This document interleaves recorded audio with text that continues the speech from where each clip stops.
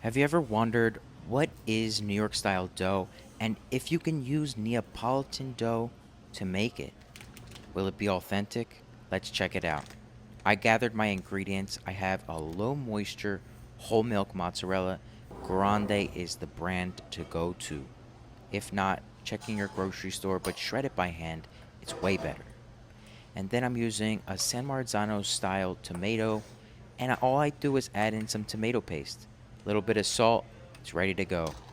And finally, I sized out my Polish Neapolitan pizza dough recipe to be 525 grams for a 16-inch New York style pizza. The stretching happens to be almost the same as a Neapolitan pizza. You'll see a little bit later that I will use the knuckle technique where I put the dough that is stretched onto my knuckles and toss it in the air. It is quite a large pie. And the oven I'm baking in today is the Woodstone oven. It's around 565 degrees Fahrenheit.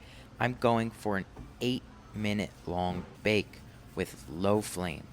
Utilizing this professional pizza oven I have here at work really allowed me to hone in not only with my Neapolitan pizza, but my New York style pizza as well. I just have to turn down that heat and let it go a little bit lower and slower. Also, what I've learned is the ratio between sauce and cheese. So the sauce is quite thicker. It's going to allow it to settle onto the pizza dough better and instead not be soupy. And the cheese, you don't want to use too much of that low moisture mozzarella because it dries out. So I added on some whole milk mozzarella too to give it nice and white splotches throughout that pizza. And I'm going right onto this hot oven floor. Watch as I release the pizza from the peel. I first shove the peel very quickly and jerk back immediately. And I do this about 3 times. I don't go for that full single motion. It's better to start off like a beginner, going slowly. So this pizza cooked around 5 minutes on low flame, and as you can see, it has a similar leoparding as a normal Neapolitan pizza. It has no sugar inside the dough, and if it did, it might burn right on the bottom. However, oil plays a big part in New York style pizza, and I think if you add 1% of oil in the dough, it won't burn, but it will give a more even browning. However, this pizza came out looking decent. This is more of that contemporary style New York pizza, which looks more artisanal, has a pronounced cornicione. It's well done and it's tighter with toppings, meaning it's not sloppy or cheesy or soupy.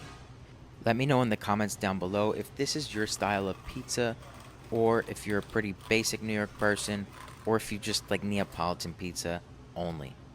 However, this was a nice test where I utilized one dough and made a different style of pizza. Let me know in the comments, is this the future of pizza? A more artisanal, well-baked pie? Or do you like classics to be classics, keeping Neapolitans separate from New York? In the future, I really want to make a hybrid dough that gives you characteristics of a Neapolitan pizza, however, in the format of a larger New York style dough. Let me know what you think in the comments down below. I think it was a good trial, and I think I'm onto something here. I'll see you in the next video.